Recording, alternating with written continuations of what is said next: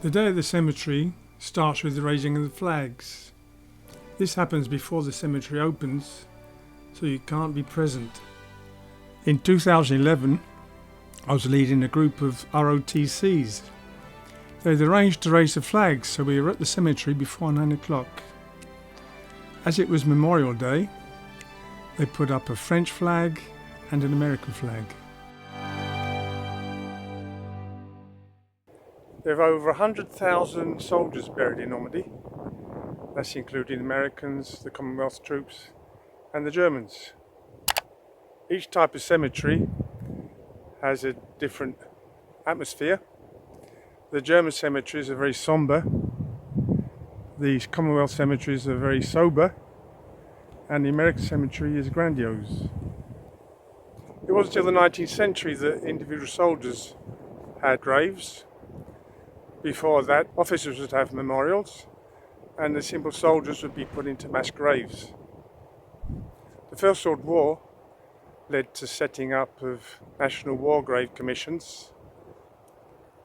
For the Americans, it was in 1923 with the establishment of the American Battle Monuments Commission. In 1917, the Graves Registration Service was instigated by General Pershing. They had to identify bodies and also note the cause of death. That was for the statistics to see what caused the most casualties with men. The Commission now maintains 25 cemeteries outside the US, 11 of which are in France. Visitors are often surprised to see dates before D-Day.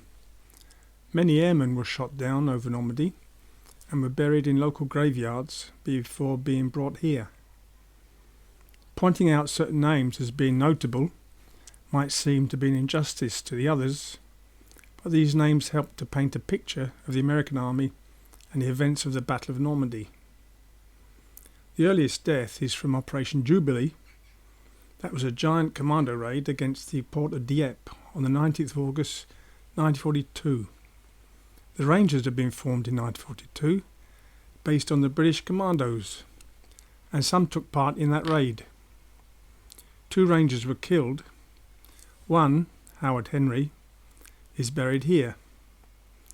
This photo is taken by the Germans. Is identifiable by the gaiters.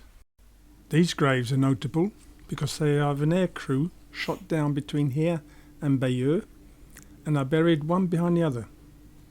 The B-17 had been on a bombing raid to Bordeaux and was on the way back to Kettischl in Suffolk. It was attacked by German planes. The plane was partially evacuated. Of the 11 crew, 3 survived the crash. 2 of them were taken prisoner. The H in brackets means heavy bomber. On D-Day, officers of fighting units were given the task of collecting the bodies. The registration personnel arrived on the 9th. The bodies would be taken to collection sites. If they were near the cemetery, they could be taken directly to the cemetery. The cheese factory at Isigny was used as a collection site, and then later on Cherbourg was used. Before D-Day, information on airmen shot down would be collected by the French authorities or the Germans and then passed to the Americans. The bodies had to be identified. For the Americans, normally this is quite simple. They normally had 2 identity tags, but sometimes there was no tag. If there was no tag, the registration men would look to see if the body came from a tank or a plane. They could identify the body by the means of the crew list and the elimination of the other bodies. Or men who were nearby could be interviewed as witnesses to who had been killed. Sometimes if the tag was found in the ground, they could then try to match the tag to unidentified bodies found nearby. If a body was identified without the tag, the information was placed in a bottle and buried with the body. If no identification was made, a copy of the burial report was put in a glass tube and buried 12 inches from the body. This could be recovered at any time to help with new identification. Fingerprints were also used to help identification. On Omaha Beach, 320 sets of prints were taken. This led to identifying 17 of the men. By the end of the war, only 3% were still unidentified. The youngest soldier in the cemetery is Roy Talhelm. He joined the 506th Regiment of the 101st Airborne at the age of 16. He could pass for 18. He was in the 3rd Battalion near the Brevens Bridges. Wounded on the 8th, he died on the 12th. He was 17. The oldest soldier was General Roosevelt at the age of 56. The graves are arranged at random, except brothers are mostly buried together. There are 45 pairs of brothers. The film Saving Private Ryan was based on the Niland family. Like in the film, the Niland family had 4 sons. Edward was shot down in the Pacific. The 3 other brothers came into Normandy on D-Day. Robert Niland was in the 82nd Airborne and was killed while defending St Mary Glees from an attack from the north. Preston landed on Utah Beach and was killed on the 7th, attacking Crisbeck Battery. The 4th brother, Frederick, was in the 101st. He was lost for 6 days. That's where the similarity with the film ends. There was no Captain Miller sent to find him. The only part of the film shot in Normandy was the cemetery scene. Ryan's family was walking along this path and a false cross was put up between blocks D and F. There are also 3 cousins called Smoke in the cemetery. 1 is buried and 2 are on the wall of the missing. Another exception to the rule of random placement are the 3 generals. They have the westernmost and seaward corner of plots B, D and F. General Walker is in block B. He was killed on the drive towards the Melman line on the 10th of July. General Roosevelt led the assault onto Utah Beach. This photo was taken on the 11th of July at his command post in Mayotis.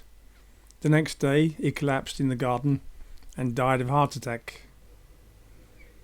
General McNair replaced Patton as head of the fake army in the southeast of England, so that Patton, being in Normandy, didn't destroy the illusion. McNair was in Normandy, observing the action of Operation Cobra.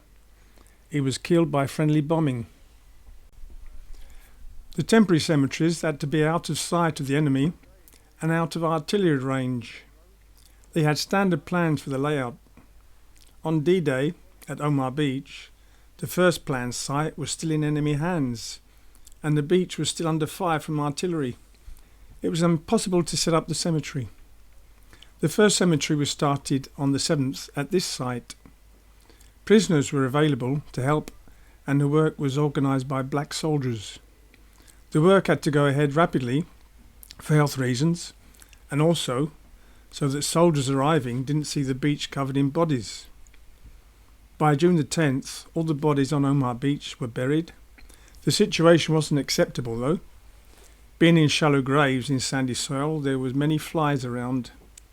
It was decided to relocate the bodies. They were moved to a cemetery on top of the cliffs near the actual cemetery. The new temporary cemetery was started the day that the first one was completed. In 10 days, all the bodies had been moved. This cemetery was more or less where the actual cemetery is. There were Americans, British and Germans buried. Burials continued till there were nearly 4,000 graves. When the permanent cemetery was to be built, the families had the choice of leaving the body in Europe or have it repatriated. Finally, 60% chose to have the bodies repatriated. So in the cemeteries in Europe, there remains 40% of the men killed. The Graves Registration Service arranged the permanent burial of the deceased. 5 sites were chosen in France and 2 actually in Normandy, Coalville and St James. The cemetery is sited overlooking Omaha Beach. From here we can see Gold Beach 11 miles away, and in the other direction the Cherbourg Peninsula. It was just here that Lieutenant Spaulding came up and is credited as being the first man off the beach 2 hours after the landing started. This is the view the Germans had of the beach on D-Day. There's a commonly held misconception that the cemetery is American soil. Now the land has been ceded in perpetuity to the Americans, but it's still French. The French law applies. The planning of this permanent cemetery started in 1947. The bodies that had been buried in the Saint Laurent temporary cemetery were either moved temporarily or taken back to the States. A strip of land 1,000 yards long was levelled parallel to the beach. The burials followed military protocol. The coffin was draped with a flag, and after being blessed by a chaplain, it was lowered into the grave. Then the flag was folded and sent to the family. By December 1949, 9,362 bodies had been buried. The transfer of responsibility for the cemeteries to the ABMC happened on different dates, but for Normandy it was the 1st of May 1949. An official ceremony was held on the 29th of December. For the headstones, it was decided on using white marble crosses, as in World War I, with the Star of David for Jewish soldiers. The British soldiers' graves had an inscription on them. This was considered, but there was not enough room. For the same reason, there's no date of birth. The name is inscribed with the rank and division, the state where they joined up, and the date of death. The 307 unknown graves are inscribed with "Here rests in honour glory, a comrade in arms, known but to God." World War I graves had soldier, but in World War II there were many airmen, sailors, women and coast guards, so comrade in arms was used. Initially the graves were marked with wooden crosses, being replaced as the marble markers arrived between 1951 and 1952. Lasers didn't exist at the time, so the alignment was assured by using cords. The cemetery is laid out in 10 plots. The central alley and the transversal path form a cross viewed from the air, and it had an ecumenical chapel at the crossing.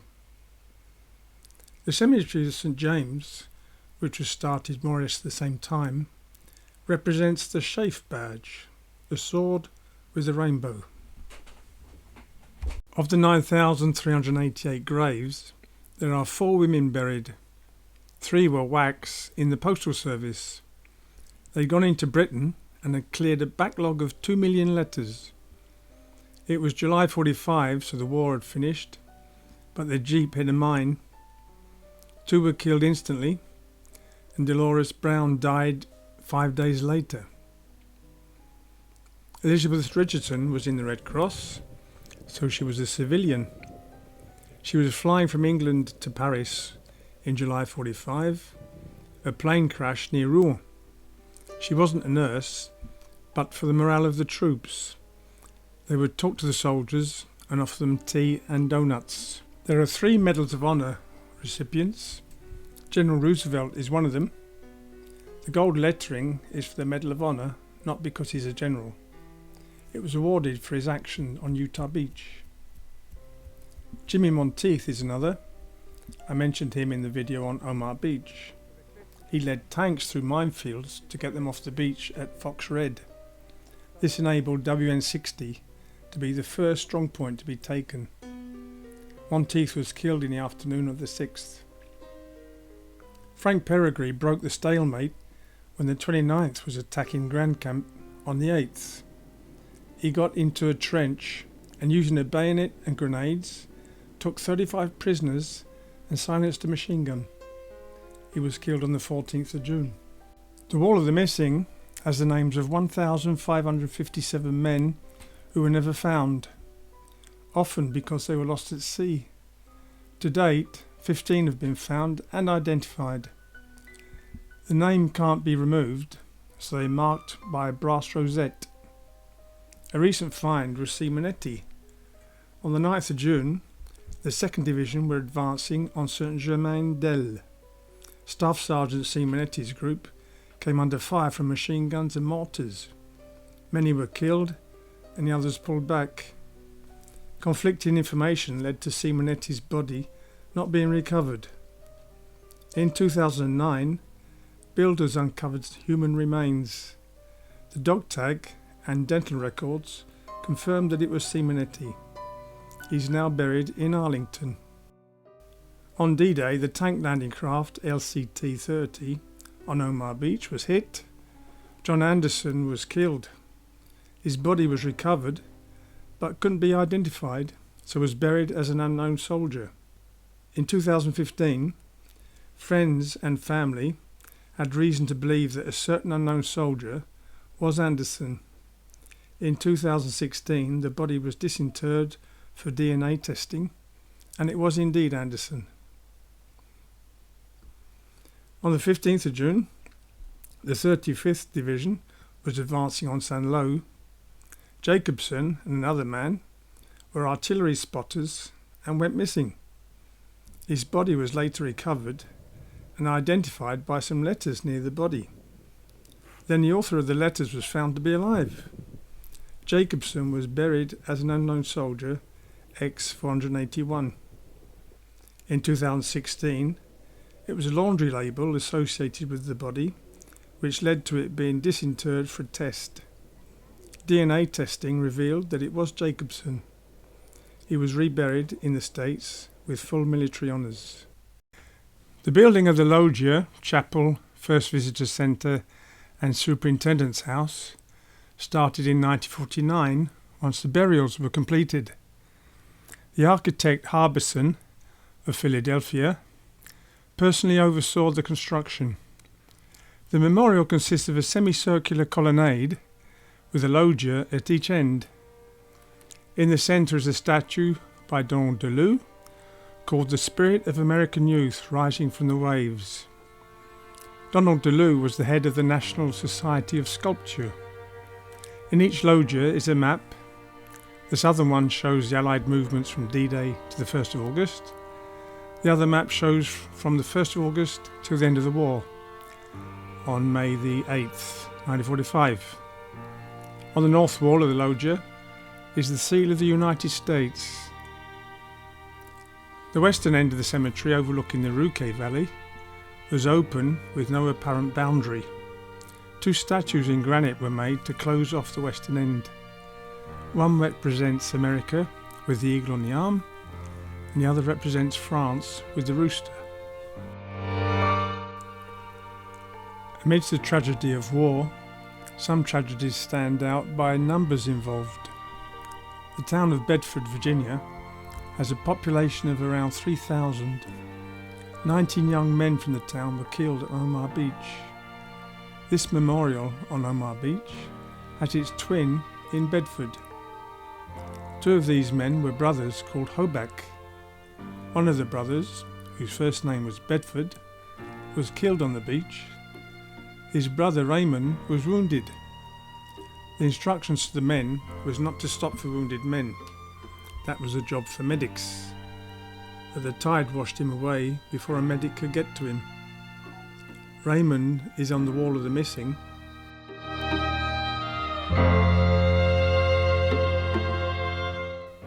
Bedford is buried in the cemetery.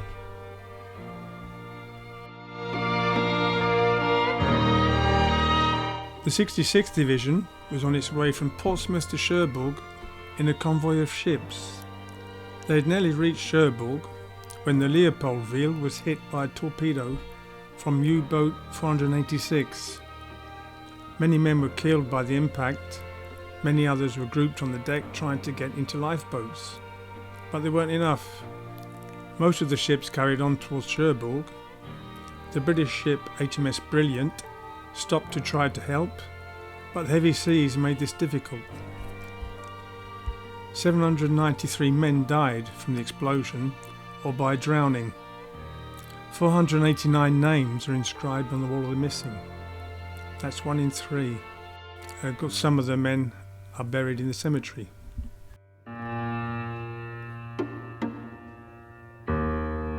With the German counteroffensive in the Ardennes, troops were being rushed into France through Le Havre. From there they would be taken to the Lucky Strike staging camp near St. Valery-en-Caux.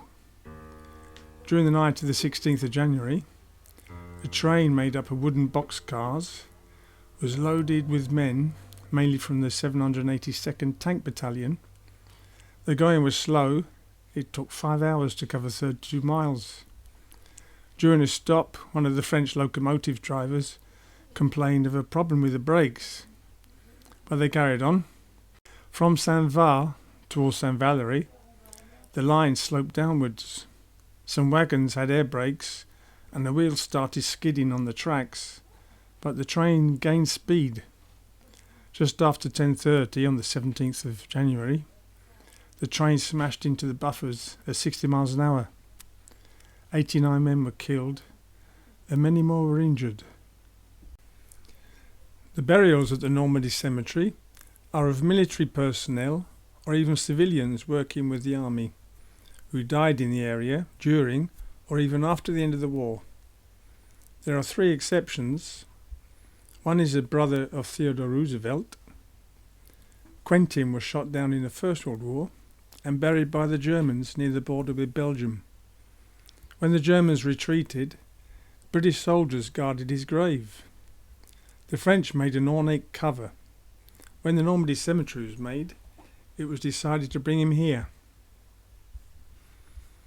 There's a father and a son buried together, both called Ollie W. Reed. The son was killed in Italy and was brought here to be next to his father, who died near Saint-Lô. When the cemetery was inaugurated, it was closed to further burials. As usual, there's an exception. The Sanders family had 2 sons in Europe and 2 daughters. Gafford was killed in Italy and Sam in Normandy. As the parents had died, it was up to the oldest daughter to decide if they should be repatriated. She decided to leave them in Europe, but didn't ask for them to be put together. In 1994, on a visit to Europe, they had to go to Italy and then come to Normandy. A request was made for Gafford to be brought to Normandy. The request was accepted, so Gafford was buried here in 1995. I always told visitors there'd be no more burials, but I was wrong again. On the 19th of June 44, LST 523 was approaching Utah Beach. The storm had blown up again, which wrecked the Mulberry at Omaha Beach. The LST 523 hit a mine and sunk. In spite of the rule that brothers wouldn't be on the same ship, there were the twin Peiper brothers, Julius and Ludwig. The body of Julius was recovered and buried in the Normandy Cemetery. In 1961, a body was found in the wreckage, but was unidentified. Even though it was found in Normandy, the protocol was to bury bodies in the Ardennes Cemetery. In 2018, they managed to do a DNA test and found that it was Ludwig. Unlike Gafford Sanders, who they buried at the end of the plot where his brother was, the casket of Julius was moved so they could be together. The cemetery has a team of about 25 gardeners to keep the grounds impeccable.